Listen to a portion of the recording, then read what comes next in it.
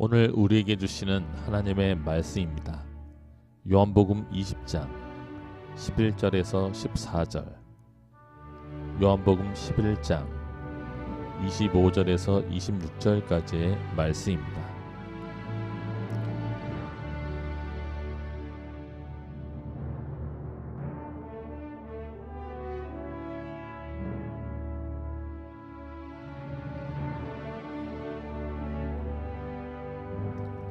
마리아는 무덤 밖에 서서 울고 있더니 울면서 구부려 무덤 안을 들여다보니 흰옷 입은 두 천사가 예수의 시체 누였던 곳에 하나는 머리편에 하나는 발편에 앉았더라. 천사들이 이르되 여자여 어찌하여 우느냐. 이르되 사람들이 내 주님을 옮겨다가 어디 두었는지 내가 알지 못함이니이다. 이 말을 하고 뒤로 돌이켜 예수께서 서 계신 것을 보았으나 예수이신 줄은 알지 못하더라. 요한복음 11장 25절입니다. 예수께서 이르시되 나는 부활이요 생명이니 나를 믿는 자는 죽어도 살겠고 무릇 살아서 나를 믿는 자는 영원히 죽지 아니하리니 이것을 내가 믿느냐. 우리 다시 한번 할렐루야, 우리의 왕 되신 여호와 하나님 앞에 영광의 박수 올려드릴까요? 우리의 인생에 참된 기적 되신 예수 그리스도의 부활절, 이 아름다운 예배에 참석하신 여러분 모두를 주님의 이름으로 환영하고 축복합니다. 오늘도 변함없는 미쁘신 하나님의 은혜가 여러분 가운데 풍성하게 임하기를 주님의 이름으로 축복할게요. 이 시간 양옆에 있는 분들과 함께 부활절에 걸맞는 인사로 함께 위로하고 격려할까요? 예수님께서 부활하셨습니다.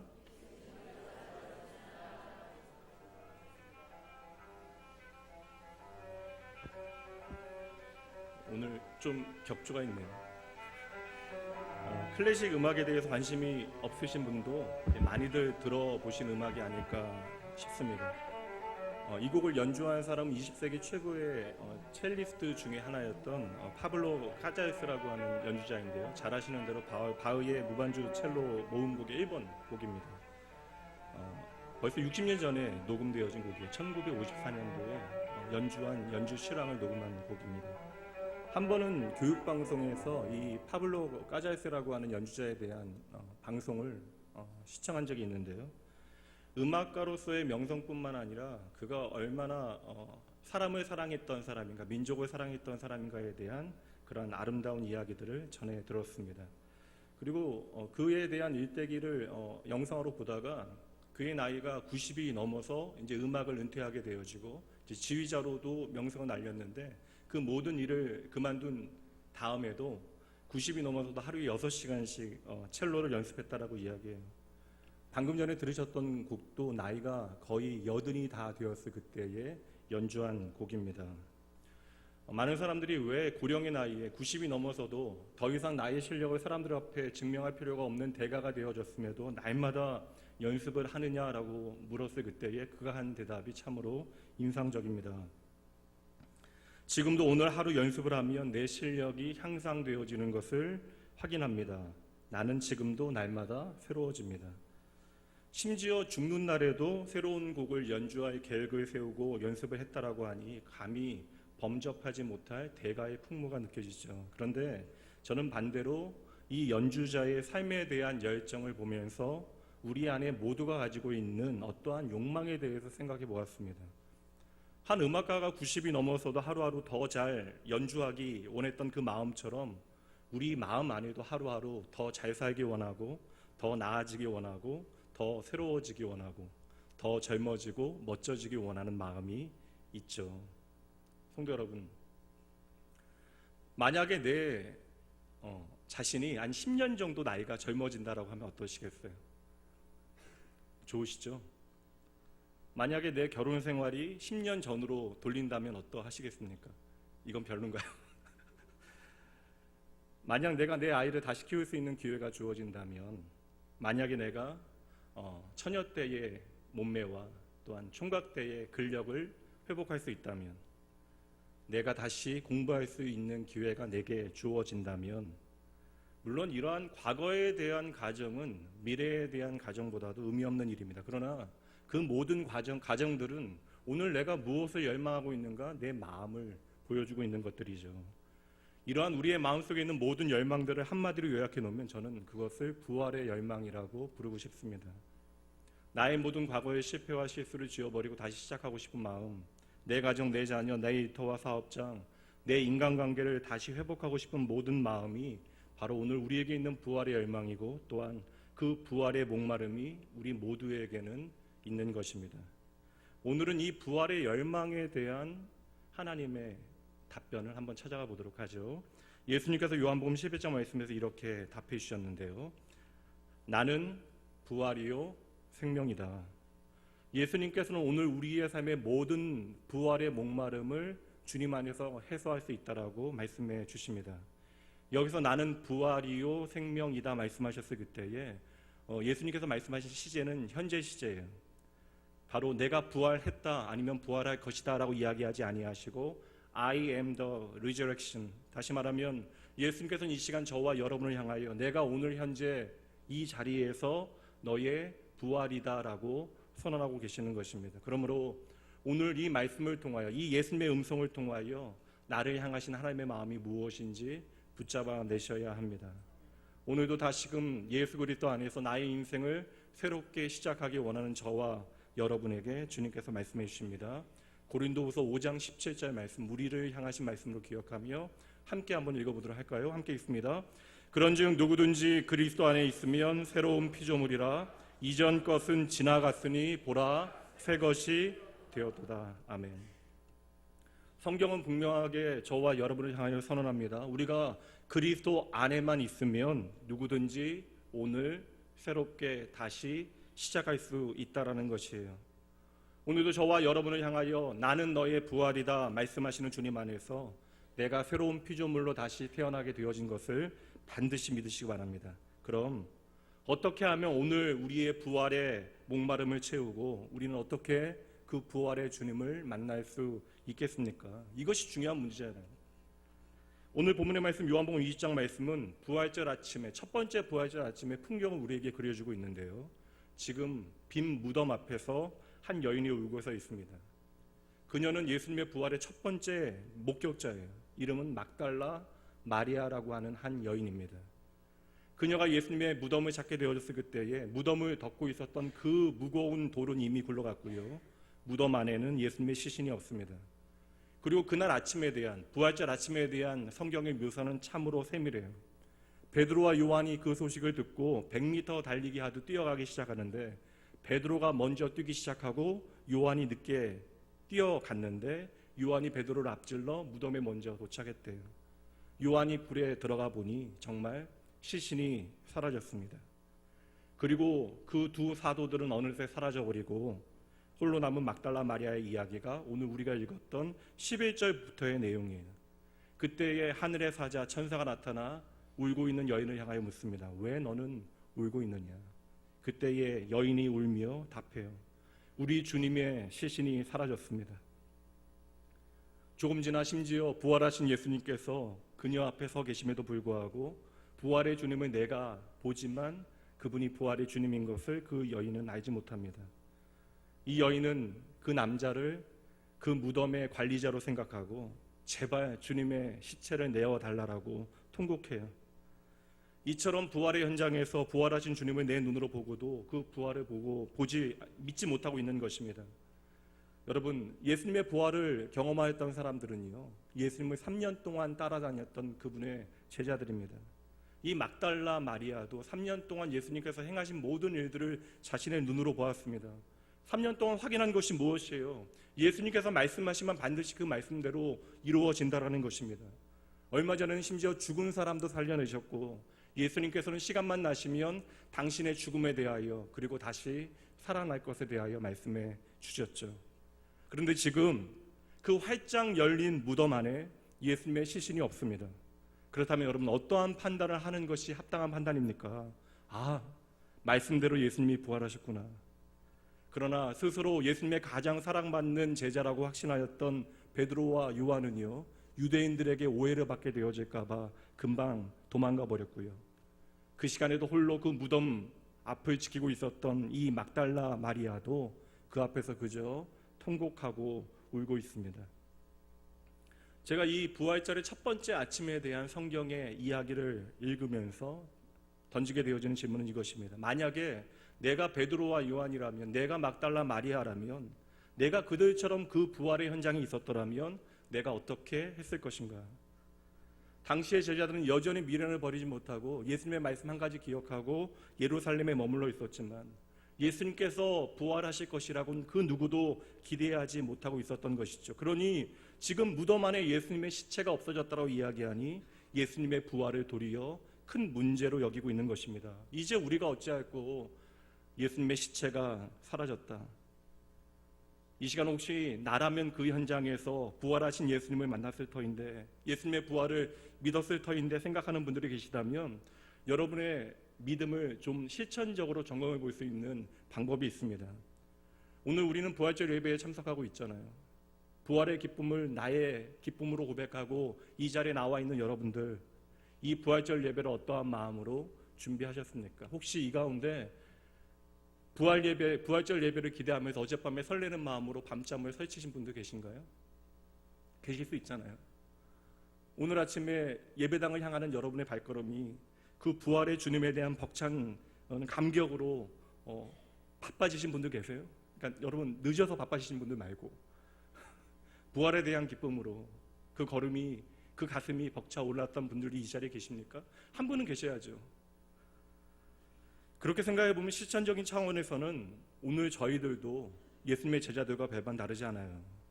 그러므로 오늘 본문의 말씀은 부활을 믿는다라고 하는 것은 결코 단순한 것이 아님을 우리에게 확인시켜주고 있는 것입니다. 신앙생활 하신 지 꽤 되신 분들도 이 자리에 많이 계십니다. 이제 예수의 부활에 대한 성경의 증언들에 대해서 잘 이해하시고 그것을 설명하실 수 있을 것이에요. 게다가 예수님께서 부활하셔야 되는 이유와 당위에 대해서도 꽤 멋진 말로 남들을 설득할 수 있는 분들이 이 자리에 계실 수도 있습니다. 그런데 여러분, 중요한 것은 무엇입니까? 우리가 그 논리들과 증거들 때문에 예수의 부활을 믿게 되어졌냐라는 것이죠. 그러므로 우리가 예수의 부활을 믿는다라고 하는 것은 세상의 기준과는 전혀 다른 이야기가 되어지는 것이죠. 오늘 이 자리에 있는 여러분들이 모두 다 예수의 부활을 믿으신다면 예수의 부활에 대한 논리적인 증거들 때문에 여러분들은 예수의 부활을 믿고 계시는 것입니까? 오늘 우리가 예수의 부활을 믿게 되어진 것은 모순처럼 들려질 수 있지만 우리가 믿기에 그 부활을 믿게 되어진 거예요. 그러기에 이 부활을 믿는 믿음은 기적인 것이고 결코 세상은 알 수 없는 지혜가 되어지는 것이죠. 오늘 우리가 어떻게 이 부활에 대한 믿음을 가질 수 있게 되어졌는가에 대한 성경의 대답이 있는데요. 에베소서 말씀 보도록 하죠. 에베소서 2장 8절 말씀입니다. 참으로 중요한 말씀이에요. 너희는 그 은혜에 의하여 믿음으로 말미암아 구원을 받았으니, 함께 있습니다. 이것은 너희에게서 난 것이 아니요 하나님의 선물이라. 아멘. 부활에 대한 믿음, 구원에 이르는 믿음에 대하여 중요한 두 가지 단어로 설명하는데, 바로 은혜라고 하는 단어와 은혜라는 단어와 선물이라고 하는 단어예요. 다시 말하면 구원에 이르는 믿음이라고 하는 것은 나의 자격이나 나의 노력을 증명하여서 얻게 되어지는 것이 아니래요. 믿음은 우리가 잘 준비한 이력서를 얻게 되어지는 자리가 아닙니다. 믿음은 말씀 그대로 오직 하나님의 은혜로 내게 거저 주어지는 선물이라는 것이죠. 선물이 뭔지 아시죠? 받아보신 적이 요사이 너무 오래되셔서. 선물이 무엇입니까, 여러분? 선물은 돈을 지불하고 받는 것인가요? 선물은 그냥 주는 대로 받는 게 선물이에요. 우리가 아무리 그 선물이 고맙다 한들 지갑을 열어 그 선물에 대한 값을 치를 필요가 없는 것입니다. 믿음도 마찬가지래요. 하나님께서 은혜 가운데 그저 선물로 여러분에게 주신 것입니다. 그러므로 여러분들이 그 은혜의 선물에 대하여 값을 치르시거나 여러분들이 자격이 되어지기 때문에 그것이 주어진 것이 아니란 말입니다. 그러므로 여러분, 이 은혜의 선물 앞으로 우리가 나아가기 위해서 하나님의 그 놀라운 그 부활에 대한 믿음을 우리가 믿기 위하여 우리가 첫 번째 해야 하는 일은요, 다른 것이 아닙니다. 이 선물을 받기 위하여 우리가 첫 번째 해야 하는 일은요, 그저 주님께 가는 거예요. 따라해 보시죠. 주님께 가기만 하면 됩니다. 너무나 뻔한 말이잖아요. 너무나 당연해서 실망스러울 수 있는 말입니다. 그런데 제가 아무리 이 시간 여러분들에게 멋진 말로 예수의 부활에 대한 믿음을 설명하려고 해도 그럴 필요가 없는 것입니다. 성경이 말씀하고 있는 이 믿음에 대한 원리는 너무나 단순해요. 믿음이라고 하는 선물은 오직 하나님께서 우리에게 거저 주시는 것이기 때문에 우리가 그 선물을 받는 자리로 나아가기만 하면 된다는 것이죠. 그러므로 오늘 우리가 그 선물을 받지 못하고 누리지 못하는 것은 그 방해 요소가 전적으로 내 자신에게 있음을 알아야 하는 것입니다. 우리는 착각하고 있는 것이죠. 우리가 그 선물을 받기 위하여 내가 어느 정도는 그에 걸맞는 자격을 갖추어야 한다라고 오해하고 있는 거예요. 내가 예수님 앞에 나아가기 위해서는 어느 정도 지식을 갖추어야 한다라고 생각하는 것이죠. 나는 너무나 성경을 모르는데 이제 내가 막 교회에 나오기 시작했는데 내가 조금 더 나와야 하는 것은 아닐까? 적어도 한 2, 3년은 지나야 내가 무엇인가에 대하여 이야기할 수 있는 것이 아닐까? 야, 오늘 나의 형편이 이 모양 이 꼴인데 나의 어지러운 좀 주변 환경을 정리하고 좀 예수님 앞에 나아가 봐야지. 당장 내가 술과 담배도 끊지 못했는데 여전히 나에게는 시간이 필요하다. 아니에요, 여러분. 그냥 오시기만 하면 되는 거예요. 어제 술 드셨습니까? 괜찮아요. 그냥 오시기만 하면 된대요. 여전히 하루에 담배 2갑 피세요? 괜찮아요, 여러분. 그냥 오시면 돼요. 이렇게 말씀드리면 또 애써 끊으신 분들, 그 뜻이 아니에요, 여러분. 그 어떤 것도 여러분 하나님의 은혜의 선물에 대한 조건이 되어질 수 없다라는 것입니다. 구원은 전적인 하나님의 은혜예요. 우리는 그 은혜 앞으로 나아가기만 하면 되는 것입니다. 우리가 이 믿음을 선물로 받고 받지 못하고는요, 여러분의 실력이나 여러분의 조건이나 여러분의 외모나 내 손에 들려있는 것들, 여러분의 모양과 전혀 상관이 없다라는 것입니다. 이것은 전적으로 우리의 경력과 우리의 이력에 해당되는 이야기가 아니라 오직 십자가에 달리신 그리고 부활하신 예수님의 경력과 예수님의 이력에 달린 것입니다. 우리가 지난주 성찬에 참여했어요. 이 자리는 우리 모두가 성찬에 참여할 만한 사람들이기 때문에 성찬에 참여했습니까? 아니에요, 여러분. 성찬은요, 우리의 모습과 상관없이 우리에게 베풀어지는 것입니다. 우리가 신앙생활을 열심히 했다고 그에 대한 보상으로 주어지는 것이 아니라는 거예요.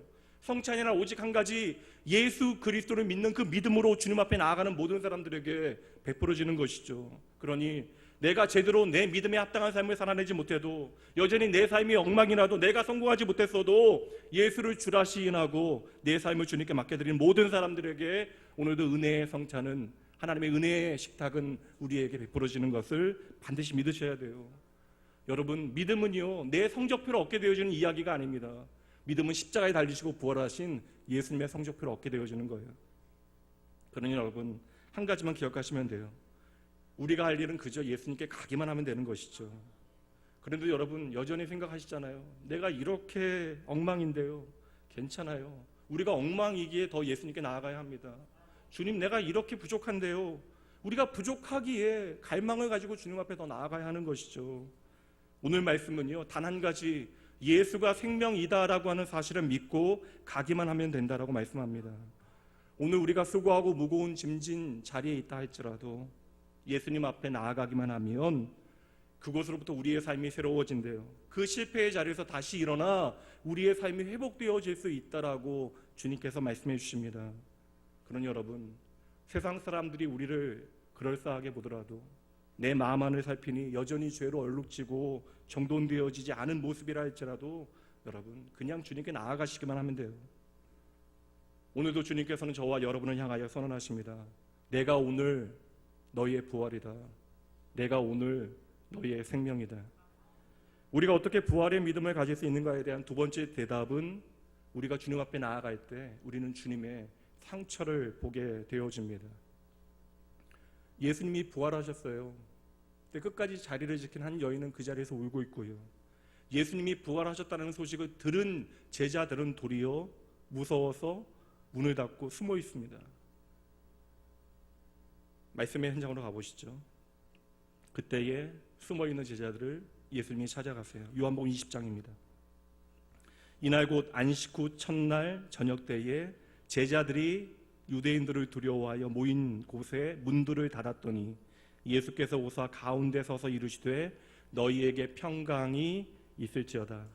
이 말씀을 하시고 손과 옆구리를 보이시니 제자들이 주를 보고 기뻐하더라. 아멘. 부활하신 주님께서 무엇보다 먼저 무서워서 숨어있는 제자들을 찾아가셨대요. 부활하신 주님께서 가장 먼저 하신 일이 무엇입니까? 주님의 부활을 믿지 못하고 있는 제자들을 찾아가신 일이죠. 그리고 그들을 향하여 주님의 상한 손과 발, 그리고 그 옆구리를 친히 보여주십니다. 근데 그 자리에 한 제자 도마가 빠져 있었습니다. 후에 돌아오게 되어져서 모든 제자들이 기뻐하며 전하는 부활의 증언에 대하여 그가 이렇게 답하죠. 말도 안 되는 소리. 내가 나의 눈으로 부활하신 주님을 보고 그 손에 못자국과 그 발에 못자국, 그 옆구리의 상처에 내 손을 넣어 만져보기 전에는 나는 결코 예수의 부활을 믿을 수 없다. 성도 여러분, 이것이 단지 도마 한 사람만의 문제겠어요? 이것은 오늘 저와 여러분의 모습이기도 합니다. 우리도 여전히 무언가 내 눈에 보여지고 내 손에 무언가 잡히는 것이 있어야 부활하신 예수님을 제대로 믿을 수 있다고 이야기합니다. 그래서 우리는 이 부활의 아침에도 이 부활의 기쁨을, 이 부활의 소망을 나의 것으로 체감하지 못하고 있는 것이죠. 그러한 도마를 위하여 주님께서 다시 찾아오셨대요. 그리고 말씀하십니다. 27절이요. 도마에게 이르시되 내 손가락을 이리 내밀어 내 손을 보고 내 손을 내밀어 내 옆구리에 넣어보라. 그리하여 믿음 없는 자가 되지 말고 믿는 자가 되라. 여러분, 이것이 믿음 없는 도마에 대한 예수님의 책망입니까? 저는 그렇게 읽혀지지 않아요. 왜 주님께서는 도마 한 사람을 위하여 다시 나타나셔야만 했습니까? 여러분 보세요. 모든 사람들이 예수님의 부활을 즐거워하고 있어요. 근데 도마 한 사람만 홀로 그 평강을, 그 기쁨을 누리지 못하고 있는 것이죠. 모든 사람들이 그러한 부활의 기쁨을 누리고 있는 그 시간에 그는 여전히 방황의 시간을 보내고 있는 것입니다. 그래서 그를 아신 주님께서는 친히 도마 한 사람을 위하여 다시 찾아오신 것이죠. 도마야, 내가 너의 오늘 평안이 되기 위하여 부활했노라. 성도 여러분, 예수님의 상처를 보는 것이 우리에게 왜 중요해요? 그 상처는 오늘 우리에게 십자가가 무엇인지를 보여주고 있습니다. 예수님의 상처는 예수님께서 얼마나 저와 여러분을 사랑하셨는가에 대한 증거가 되어지는 것이죠. 성경 분명하게 죄의 싹은 사망인데 예수님의 손과 발의 그 모든 상처는 예수님께서 우리가 치루어야 할 그 모든 죄의 값을 다 치루었다라고 하는 증거가 되어지는 것입니다. 그러므로 우리는 예수님의 몸에 난 그 상처를 보며 예수가 나의 생명이라고 하는 사실을 이제 고백할 수 있게 되어지는 것이죠. 여러분, 도마에게만 주님께서 이 말씀하시는 거 아니에요. 오늘도 도마처럼 예수님의 부활을 믿지 못하는 모든 자들을 향하여 주님께서는 당신의 상처를 만져보라라고 말씀해 주십니다. 이것이 바로 주님의 초대예요. 너희가 나를 버렸기에, 나를 거역하기에 생긴 상처라고 책망하시는 것 절대 아닙니다. 이 모든 상처가 내가 너희를 이렇게 사랑했다라고 하는 증거임을 말씀해 주시는 것이죠. 십자가에서 예수님께서 우리보다 먼저 상처 입으셨기에 오늘도 모든 상처받은 인생들을 주님께서는 이해하세요. 그리고 불쌍히 여기십니다. 그 주님의 마음 기억하시면서 이사야 53장 말씀 우리의 고백으로 읽어봅니다. 함께 읽습니다. 그가 찔림은 우리의 허물 때문이요 그가 상함은 우리의 죄악 때문이라. 그가 징계를 받음으로 우리는 평화를 누리고 그가 채찍에 맞음으로 우리는 나음을 받았도다. 아멘. 여러분, 이것이 바로 세상은 결코 이해할 수 없는 복음의 역설이죠. 오늘 저와 여러분을 대표하는 도마는요, 나를 찾아와 그 모든 상처를 보여준 예수님 앞에 드디어 고백하네요. 28절, 도마가 대답하여 이르되 나의 주님이시요 나의 하나님이십니다. 저는 이 장면이 요한복음의 가장 중요한 결론이라고 생각합니다. 부활하신 예수님 앞에서 나의 주, 나의 하나님이라고 고백하는 것이 최고의 신앙 고백이 되어지는 것이죠. 말씀의 행간에는요, 도마가 예수님의 상처를 만져봤다라고 하는 기록 나오지 않아요. 그것은 전혀 중요한 것이 아닙니다. 아니, 도마는 예수님의 상처를 만져볼 필요가 없었을 거예요. 여전히 내가 예수의 부활을 부정하고 있음에도 불구하고 부활하신 예수님께서는 기꺼이 나 하나를 위하여 찾아와 주세요. 그리고 기꺼이 그 모든 상처를 보여주시고 그 모든 상처를 만지게 하십니다. 도마는 이제 주님의 마음이 무엇인지를 이해하게 되어졌던 것이죠. 사랑하는 성도 여러분, 한번 생각해 보시죠. 왜 부활하신 영광스러운 주님의 손과 발 옆구리에 여전히 상처가 남아 있어야 하는 것입니까? 주님의 그 모든 상처가 아물기까지는 시간이 더 필요한 것입니까? 주님이 능력이 부족하시기 때문에 그 모든 상처를 고쳐내지 못하신 것이에요? 여전히 남아있는 그 모든 상처들은 우리에게 무엇을 보여주고 있는 것입니까? 오늘도 주님께서 친히 내 삶에 나타나지 아니하시며 내게 무언가를 주시지 아니하시면, 채워내지 아니하시면, 내가 눈으로 보고 내 손으로 만져보지 아니하면 도무지 내가 믿을 수 없다라고 말하는 저와 여러분 때문이죠. 도마는 그 펼쳐진 손의 상처를 보는 순간 그 상처가 바로 나를 향한 하나님의 사랑임을 확인하게 되어져요. 그 상처를 통하여 이제는 드디어 예수님의 십자가의 의미를 깨닫게 되어집니다. 그 못자국들과 찔린 그 자국이 나의 죄가 얼마나 무서운 것이었는가를 확인하게 되어지는 것이죠. 그리고 이제 그 몸의 상처를 통하여 나를 위하여 죽으시고 부활하신 하나님의 사랑을 보게 되어지는 것입니다. 도마의 이야기만이 아니에요. 오늘도 변함없이 예수의 죽으심과 부활을 통하여 예수 그리스도의 십자가를 믿음으로 바라보는 사람들은요, 그래서 바울 사도의 말처럼 언제나 십자가가 나의 자랑이 되어지는 것입니다. 이제는 도마는 그의 삶의 모든 조건도 내려놓잖아요. 그리고 주님을 향해 고백합니다. 나의 주, 나의 하나님. 오늘도 예수님께서는 저와 여러분으로 하여금 이 고백하시게 하기 위하여 그 선명한 십자가의 흔적, 그 상처를 저와 여러분에게 보여주시는 것입니다. 한 소녀가 있습니다. 그 소녀에게는 부정하고 싶은 현실이 있어요.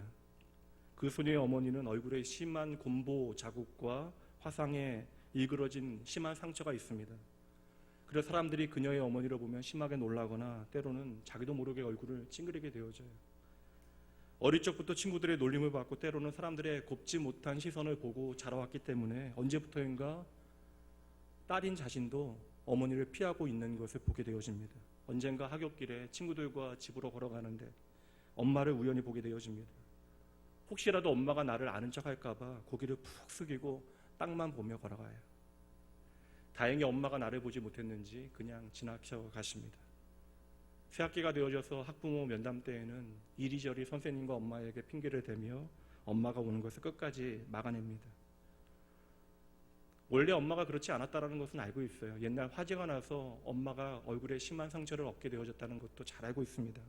그러나 이유가 어쨌든 나에게 정상인 어머니가 없다는 것이 언제나 원망이 되어져요. 그러던 어느 날 아버지가 잠시 이야기를 나누자 합니다. 그리고 어머니의 화재 이야기, 그 상처 이야기에 대하여 꺼내놔요. 이미 내가 잘 알고 있다고, 말하지 않아도 다 알고 있다라고 이야기했는데도 아버지는 지금까지 어머니의 간곡한 부탁에 전하지 못한 이야기가 있다라고 말씀해요. 아버지가 이어서 말합니다. 네가 태어나고 아직 걷지 못할 그때에 집에는 큰 불이 났고, 그때 엄마는 방에 혼자서 자고 있는 너를 품에 안고 나오려는 그 순간에 그만 천장이 무너져 버리고 말았단다. 엄마는 어린 너가 다치게 되어질까봐 그 불기둥을 어깨와 얼굴로 막아냈고, 그것이 바로 오늘 네가 그렇게 부끄러워하는 엄마의 얼굴에 생긴 상처다. 내가 지금까지 모든 걸 다 알고 있다라고 생각을 했어요. 그래서 그것을 부끄러워하는 것이 당연하다고 여기고 있었습니다. 그런데 자신이 전혀 알지 못했던 내가 꼭 알아야만 하는 이야기가 그 안에는 숨겨져 있었던 것이죠. 그렇다면 여러분, 이제 그 딸에게 어머니의 얼굴의 상처는 무엇이겠습니까?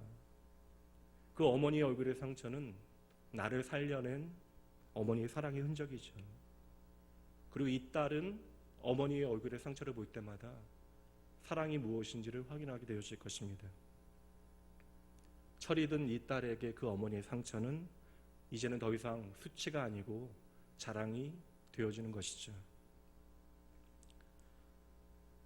여러분, 예수님의 십자가가 오늘 저와 여러분에게 이러한 의미가 되어져야 합니다.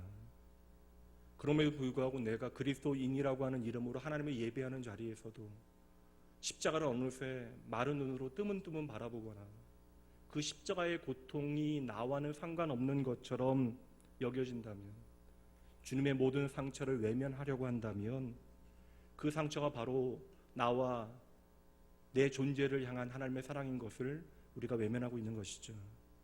왜 성도는 날마다 예수 그리스도의 십자가를 젖은 눈으로 바라봐야 합니까? 왜 우리는 예수 그리스도의 십자가를 날마다 내 가슴에 품고 살아가야 해요?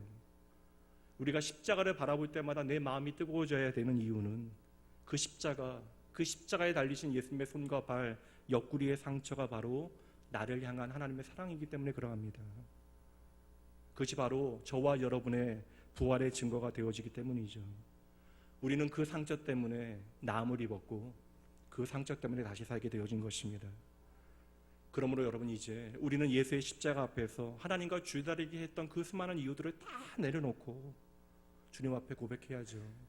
나의 주, 나의 하나님.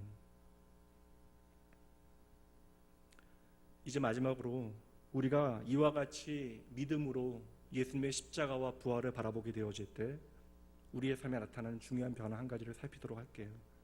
요한복음 20장 19절 말씀 마지막 부분이요, 부활하신 예수님께서 제자들에게 하시는 말씀이에요. 너희에게 평강이 있을지어다. 부활의 주님께서 말씀해 주시는 이 평강이 무엇이겠어요? 여러분 잘 아시는 표현으로는 샬롬입니다. 우리의 삶에 하나님의 평강을 잃어버리게 만드는 가장 두려운 수많은 것들이 있겠지만 가장 두려운 것이 무엇이겠습니까? 그것은 바로 저는 죽음의 문제라고 생각해요. 누구나 죽음의 문제 앞에서는 그 마음이 흔들리게 되어지고 마음의 평안을 놓치게 되어지죠. 그런데 여러분 보세요.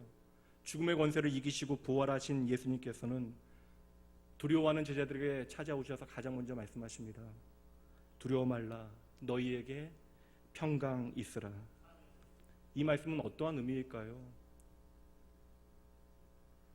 잠시 두려워하지 않아야 되는 이유에 대해 설명해 주시는 것일까요? 마음의 잠시의 위안을 주시는 것일까요? 아니잖아요, 여러분. 이 말씀은 더 이상 우리가 죽음 앞에서 두려워할 이유가 없음을 말씀해 주시는 거예요. 죽음도 우리를 어찌할 수 없다라는 사실을 주님께서 선포하시는 것입니다. 제가 예전에 한 책에서 읽었던 중년의 위기라고 하는 정의가 참으로 재미있었어요. 중년의 위기를 이렇게 정의합니다. 나도 이렇게 늙어가고 얼마 있으면 죽게 된다라고 하는 사실을 깨닫고는 내가 여전히 살아있음을 증명하기 위하여 뻘짓을 하는 게 중년의 위기래요. 그래서 60대의 남자가 빨간 스포츠카를 타고 다니거나 60대 여성들이 외모에 관련된 시술을 많이 받게 되어지는 것도 나름 세월에 대한 저항이라는 것이죠. 흘러가는 세월을 향하여 외치는 것이래요. 나는 아직도 살아있다. 이것은 삶에 대한 몸부림이기도 하지만 반대로 이야기하면 죽음에 대한 저항이기도 합니다. 이처럼 죽음의 문제는요, 우리가 끝까지 외면하고 싶은 인생의 가장 무서운 문제가 되어지는 것이죠. 그러나 여러분, 부활의 주님을 만난 사람들은 이렇게 외친대요. 고린도전서 15장 55절입니다. 사망아, 너희의 승리가 어디 있느냐? 사망아, 내가 쏘는 것이 어디 있느냐? 여러분, 사망 앞에 서면 모든 사람이 비겁자가 돼요. 패자가 되어집니다. 그 누구도 죽음을 이길 수 없습니다. 그러나 부활의 주님을 만난 사람은 외치게 되어진대요. 사망아, 너는 결코 나를 이길 수 없다. 우리가 어떻게 이러한 선포를 우리의 삶 가운데 가능하게 되어집니까? 사망 권세 이기시고 부활하신 예수님께서 저와 여러분을 찾아오시어 너희에게 평강 있을지어다 말씀해 주셨기 때문이죠. 여러분, 이제 저와 여러분에게 죽음이라고 하는 것은 절대적인 저주와 심판이 아니라 우리의 삶을 영원한 하나님의 축복으로 연결하는 과정이 되어지는 것입니다. 그래서 우리는 이제 사망 앞에서 부활의 소망을 노래하게 되어진 것이죠. 지난주 고난주간에도 교회 안에 장례가 있었습니다. 10년 동안 너무나 많이 아팠던 아버지를 떠나보낸 아들의 마음이 얼마나 슬펐겠어요. 그런데 그 아들은요, 그 깊은 슬픔 가운데 평안을 노래합니다. 오늘 아침 발인을 마치고 장지로 향하는 성도와 저 역시 평안과 소망에 대해서 이야기했습니다. 우리가 어떻게 죽음 앞에서, 절대적인 절망 앞에서 평안을 나눌 수 있는 것입니까? 그것은 부활하신 예수님께서 오늘 나의 부활과 소망 되셨음을 믿기 때문이죠. 이렇게 부활의 소망을 이제 예수 안에서 이야기할 수 있는 사람들을 우리는 그리스도인이라고 이야기하는 것입니다. 말씀을 마치죠. 이 부활의 문제를 여러분의 삶으로 가져와 보시죠. 여러분 다시 시작하고 싶으십니까? 내 삶에 지우고 싶은 과거의 상처가 있으세요? 오늘 내가 너무나 힘들어서 격려가 필요하십니까? 오늘 내 삶의 무게에 지쳐서 오늘 위로가 필요한 분 계십니까? 실패한 나의 가정 때문에 회복이 필요한 분들 계세요? 죽음의 문제가 오늘 내 삶의 현실과 같이 다가오는 모든 분들, 그래서 하나님의 생명이 필요한 분들 계십니까? 그 모든 분들 반드시 기억하셔야 돼요. 예수님의 부활이 오늘 나의 삶의 새로운 시작임을 믿으셔야 합니다. 오늘 이 시간 여러분을 찾아오시는 주님을 나의 부활의 주님으로 만나셔야 돼요. 오늘도 부활의 주님께서는 여러분의 삶의 한복판에 서서 분명하고도 따뜻한 음성으로 여러분을 향하여 말씀하고 계십니다. 평안이 있을지어다. 오늘 이 시간 그 주님의 음성 들으며 함께 찬양하도록 하죠.